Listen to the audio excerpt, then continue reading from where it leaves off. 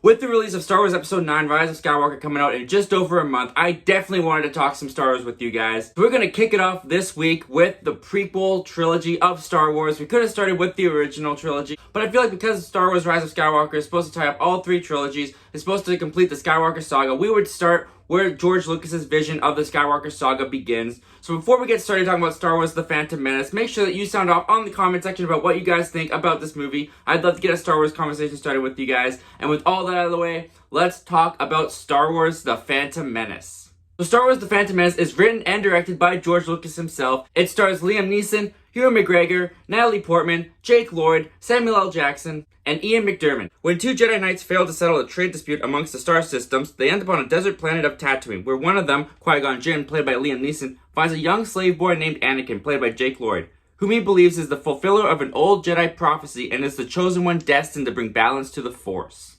So because Star Wars The Phantom Menace is the first of the prequel trilogy that came out after the original trilogy of A New Hope, Empire Strikes Back, and Return of the Jedi, it's very easy to take this trilogy and compare it and contrast with the original Star Wars trilogy. And at the same time, it's hard not to, because we saw the original trilogy first, or at least many of us did. Going to the prequel trilogy and comparing it to the original is just kind of common sense and logical, because that's what we know, and this is trying to be what we know, and it doesn't always hit the mark. For example, the opening crawl of Star Wars The Phantom Menace always makes me feel like I'm in history class. I constantly have to think about what the heck this thing is trying to tell me.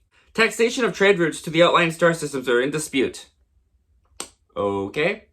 Hoping to resolve matter with deadly battleships, the Trade Federation, or as they're known in the crawl, the Greedy Trade Federation, has stopped shipping to Naboo. Stop shipping what? While the Congress of Republic debate, Supreme Chancellor secretly dispatches two Jedi Knights to settle the conflict between the star systems. I mean, if you've never seen Star Wars before, and even if you have seen Star Wars before, this is incredibly confusing. From there on, the opening scene of Phantom Menace is actually not that bad. We get some pretty cool lightsaber action of the Jedi Knights played by Liam Neeson and Ewan McGregor as Qui-Gon Jinn and Obi-Wan Kenobi. And the environment of the spaceship that they're on does feel like Star Wars to me. But there are things in this opening of the Phantom Menace that just don't work for me. And the big one is Viceroy. The Viceroy character and his companions around him, I don't like the dubbing on them. I don't know what George Lucas was thinking, if he thought that it was just, yeah, it's fine, do it, or if he wasn't really like that interested in making it the best it could be. But the dubbing on their mouths is way off, and it just makes them feel more like puppets to me that are being terribly animatronic, and their mouthing just not linking with their words takes me out of the movie, makes me see them as these props and these masks that just aren't real aliens. They are still coming through.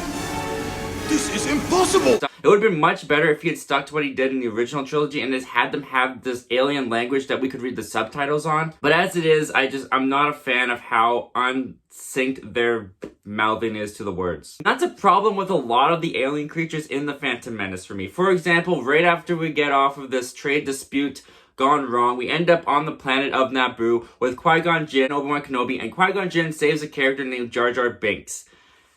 I don't have to talk about Jar Jar Binks. Everyone has heard everything that is to say about Jar Jar Binks, but I will say this about Jar Jar Binks. I do not like the language of Jar Jar Binks. Watching this movie again, I really wish that he could have just stuck with the alien language, because the way that he has Jar Jar Binks speak and the Gungans in general talk and their language and their dialect either sounds like teens texting, "Who dis?" or I have no idea what the heck he's even trying to say. You would say, boom to gasser, then crash into buses, hey blibber, then vanish.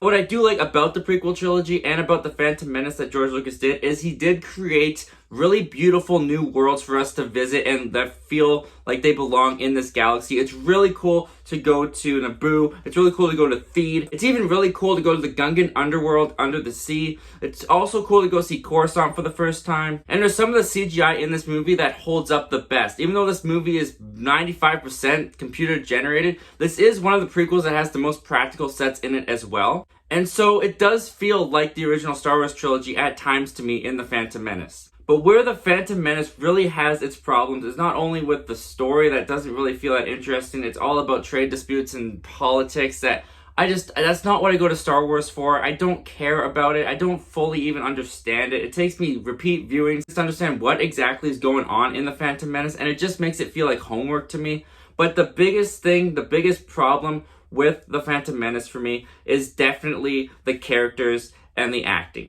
All of the delivery and the acting in The Phantom Menace just feels really stiff, stale. The range never changes. The only one who can really pull this off is Liam Neeson as Qui-Gon Jinn. And I'll talk a little bit more about Qui-Gon Jinn and my problem with Qui-Gon Jinn in just a minute. But because Liam Neeson, I think, was the most veteran of the actors in The Phantom Menace, he was able to pull off this range of dialect probably the most, but also because he's Liam Neeson, he has a bit more credibility to him. Also, Samuel L. Jackson on the Jedi Council, he does a pretty decent job pulling off the dialogue as well. And of course, all the computer-generated characters, because they're not actually really there, and their dialect is able to be added in later, they have a bit more range than the other characters. But Ewan McGregor is Obi-Wan Kenobi, Anakin Skywalker played by Jake Lloyd, even Natalie Portman, who we find out is Queen Amidala.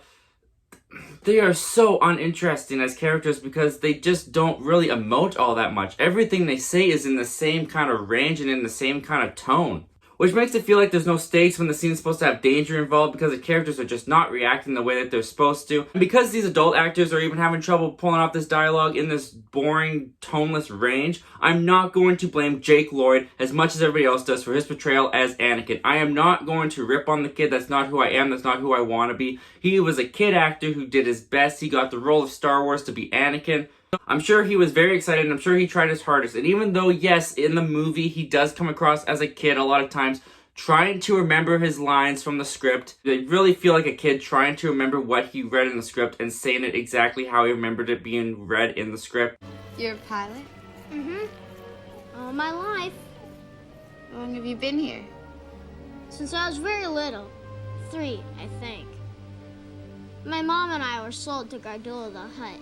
This movie also lacks any kind of personality and wit coming from the characters, which also makes them even more boring.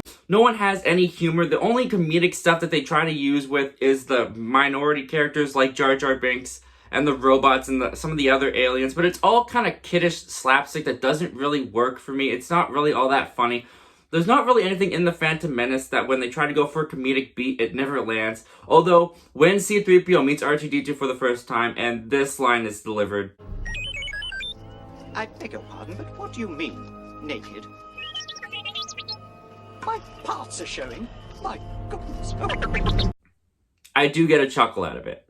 But for the most part, The Phantom Menace is a dry, witless, stale, kind of boring movie to watch in the Star Wars universe especially. Now that's not to say that there's not good things that I like in The Phantom Menace. For example, the pod race scene I think still holds up pretty well. It's not as exciting as I'm sure it was back in the day. It does go on for a bit too long. It doesn't feel like it has the intensity and the excitement that it should have because the characters are just not as into it as I feel like they should be for a race that is described to be this dangerous and this intense as it is.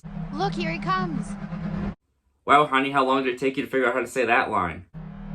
Look, here he comes. She went on to win an Oscar. But I do like how the pod race demonstrates Anakin's ability as a pilot and his intuition when it comes to piloting his ships, which we learned in the original trilogy. He was the best star pilot in the galaxy. And they really try to demonstrate that here. Even when he accidentally pilots a ship to take down the droid command ship, at least it's showing that he has pilot capabilities. And the Anakin and Padme relationship in this movie I actually do find kind of sweet. Even though Natalie Portman and Jake Lloyd aren't exactly doing the best acting ability-wise, it really does come across as an older sister type character taking care of a younger brother as he's being introduced into this new crazy world. Which does make it a little bit more awkward when a relationship is supposed to turn to a romantic affair in the later movies. But in this movie, I do find the relationship kind of endearing, kind of sweet, and I like how she kind of watches out for him. And Qui-Gon Jinn being the only one who believes in Anakin, and is the only Jedi who believes that he could be the one to bring balance to the Force like their prophecy says, kind of makes me think this movie is going for Qui-Gon Jinn as its protagonist. This movie has so many characters in it and doesn't really give you any example to make you believe which one is supposed to be the movie's main character, but the closest that we get is definitely Qui-Gon Jinn. He probably gets the most focus in the movie because he's the one who finds Anakin, he's the one who brings him to the Jedi Council and wants him to be trained because he believes he fulfills this prophecy,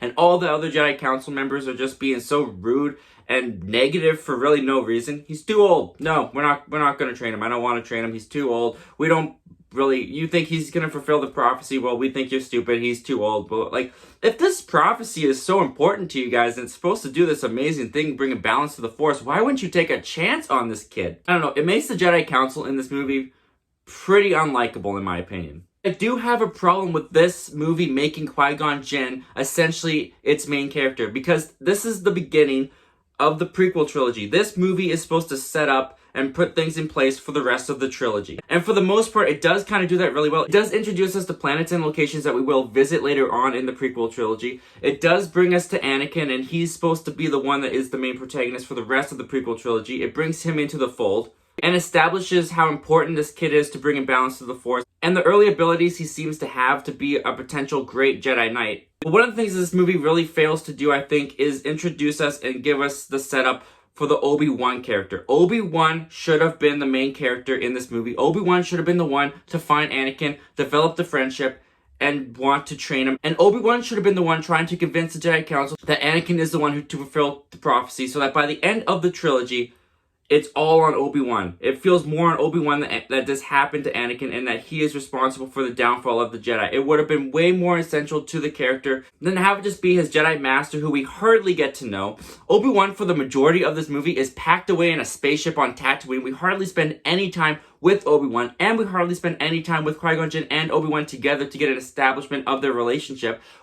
At no point do I get attached to Obi-Wan and Qui-Gon Jinn as a pair in this movie. And by the end of the movie, after we get the awesome Darth Maul lightsaber battle, with Qui-Gon Jinn and Obi-Wan both taking on Darth Maul at the same time during the fantastic John Williams score of Duel of the Fates, by the end of that fight, while all the cool stuff has happened and I've enjoyed the fight, after Qui-Gon Jinn dies, after Darth Maul has stabbed Qui-Gon Jinn and he dies in front of Obi-Wan, his apprentice, I don't feel anything for Obi-Wan, and I don't feel anything for Qui-Gon Jinn because I didn't really care about his character. And also having it be Qui-Gon Jinn's dying wish to have Obi-Wan train Anakin makes it feel more like an obligation and a responsibility than it does a personal choice for Obi-Wan to train Anakin. And I just feel like Lucas really dropped the ball on that relationship in the first film, and that was a big misstep that he had in this first outing of his prequel trilogy.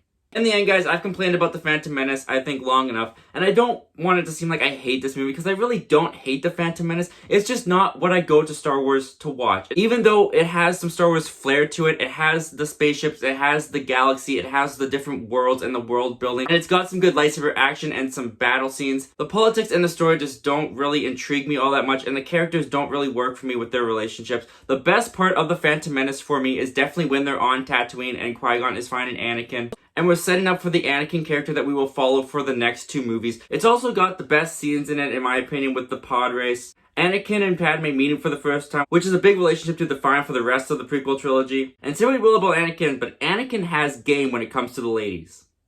Are you an angel? I heard the deep space pilots talk about them. They're the most beautiful creatures in the universe. I also think another thing that this segment of the movie sets up really well is the relationship between Anakin and his mother. Because as we'll see in Attack of the Clones and later on in the trilogy, this is a relationship that really defines the character of Anakin Skywalker. Their goodbye scene where he's leaving to go be a Jedi Knight and he has to leave his mother behind because Qui-Gon Jinn could not buy her freedom, and they're saying goodbye to each other, is really an emotional scene for me. It feels like a young kid saying goodbye to his mother. And the way that John Williams' music builds and kicks in just as the final goodbye is said really does give me chills. No. Be brave. Don't look back. Don't look back.